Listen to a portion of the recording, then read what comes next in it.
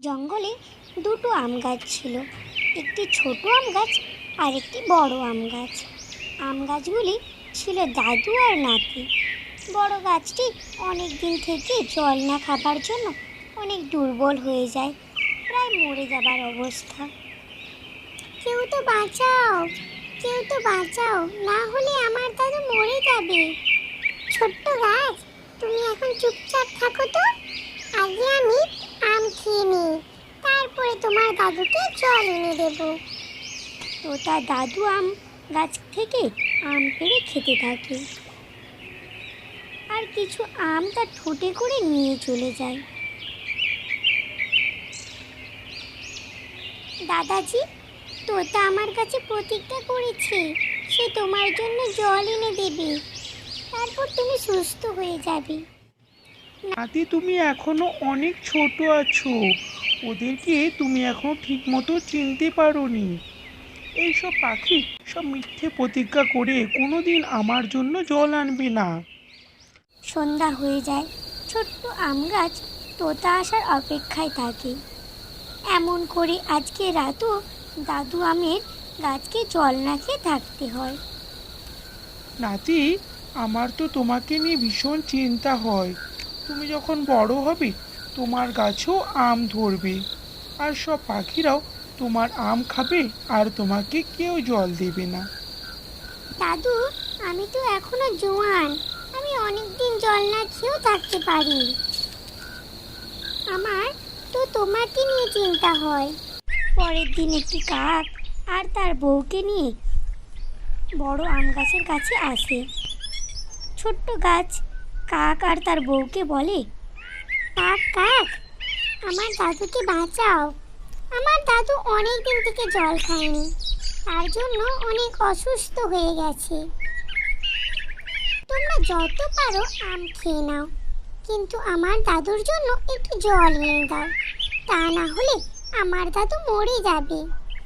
আচ্ছা আচ্ছা, ঠিক আছে, আগে তো আমরা আম খেয়ে নিই, তারপর বুড়া দাদুর জন্য জল এনে দেব। ছোট্ট গাছ, তোমার গাছে কবে আম ধরবে বলো, আমি কবে থেকে তোমার আম খাবার জন্য বসে আছি। আমি তো এখন অনেক ছোট আছি, আমার আম ধরতে এখনো 3 বছর লাগবে। তোমরা আগে আমার দাদুকে বাঁচাও, আমার দাদু তোমাদেরকে সব সময় এমনই মিঠা আম খাওয়াবে।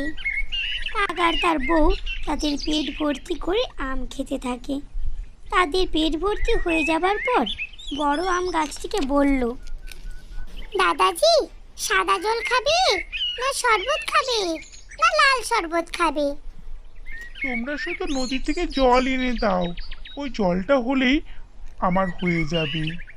ঠিক আছে, এনে দিচ্ছি, ব্যাস তুমি আমাদের জন্য অপেক্ষা করো, এক্ষুনি এনে দিচ্ছি। এই বলে কাক আর তার বউ ওখান থেকে চলে যায়। দাদাজি দাদাজি, আমার মনে হচ্ছে কাক আমাদের জন্য নিশ্চয়ই জল আনবে। পরের মাসে ওরা দুজনে এসেছিল, তুমি তখন ঘুমোচ্ছিলে। পরের মাসে ওরা আমাকে কথা দিয়েছিল জল আনবে বলে, কিন্তু এখনো পর্যন্ত এনে দেয়নি। সন্ধ্যা হয়ে যায়, কিন্তু কাক ও তার বউ জল নিয়ে এলো না, কারণ তারা তো গাছটিকে মিথ্যা কথা বলে এসেছে। গৌরী গৌরী, আমরা নাকি গাছকে জল খাওয়াবো। আমরা নিজেদের কাজ নিজেরাই করি না, আর আমরা বুড়ো গাছকে জল খাওয়াবো? বসে থাকুক আমাদের আশায়। 2-3 দিন হয়ে যায়, দাদু আম গাছটি প্রায় মরে যাবার মতন হয়ে যায়, আর দাদু আম গাছে সব আমও শেষ হয়ে যায়। তারপর চড়ুই একদিন দাদু আর নাতি আম গাছের কাছে আম খেতে যায়। চড়ুই, আমাকে ক্ষমা করে দাও, আমি আর তোমাকে আম খাওয়াতে পারবো না। আমি ভীষণ দুর্বল হয়ে গেছি, আর আমার গাছের সব আমও শেষ হয়ে গেছে। কেউ যদি আমাকে একটু জল এনে খাওয়াতো তাহলে আমি সুস্থ হয়ে যেতাম। দাদু আম গাছ, আমার কাছে তো কোনো জল আনবার মতো মোটকা নেই।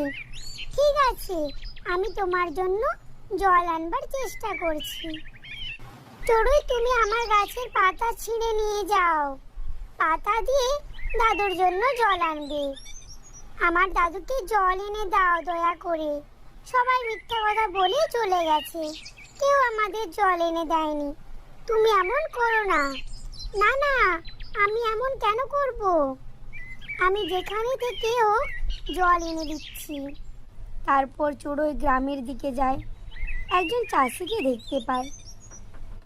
কিষান কিষান, আমাদের জঙ্গলে দুটি আম গাছ অনেকদিন জল না খাবার জন্য অনেক অসুস্থ হয়ে গেছে। দয়া করে সেখানে জল নিয়ে চলো, তাদেরকে জল খাওয়াবে। ও, আমের গাছ! আমি অনেক দিন থেকে আম গাছ খুঁজতেছিলাম। আমি আম গাছে জলও দেব আর আম বিক্রি করে পয়সাও কামাবো। চলো আমাকে নিয়ে ওই আমের গাছের কাছে। কিষান নদী থেকে জল নিয়ে যায়। তারপর দাদু আর নাতি আম গাছকে জল খাওয়ায়। দাদু আম, নাতি আম গাছ সুস্থ হয়ে যায়। চড়ুই, তুমি আমাদের নতুন জীবন দিলে। তুমি না আসলে তো আমরা মরেই যেতাম। আমি তো তোমাদের জীবন দেইনি, যা করেছে কিষানজি করেছে। আমি আর আম গাছগুলিকে একটি জাল দিয়ে ঘিরে দিচ্ছি, তাহলে আর কোনো পাখি আর আম গাছের কাছে আসতে পারবে না। তারপর কিষান জাল দিয়ে আম গাছ দুটিকে ঘিরে দেয়। কিষান সব দিন আম গাছগুলিকে জল দেয়। কিছুদিন পরে আবার আম গাছগুলিতে আম ধরতে থাকে। এবার তো নাতি আম গাছ থেকেও পাকা পাকা আম ধরেছে, কিন্তু সেই আম আর কেউ খেতে পারে না। তোতা, কাক আর কেউ এই আম গাছের কাছে আসতে পারে না, কারণ কিষান সব সময় একটি লাঠি নিয়ে আম গাছকে পাহারা দিত।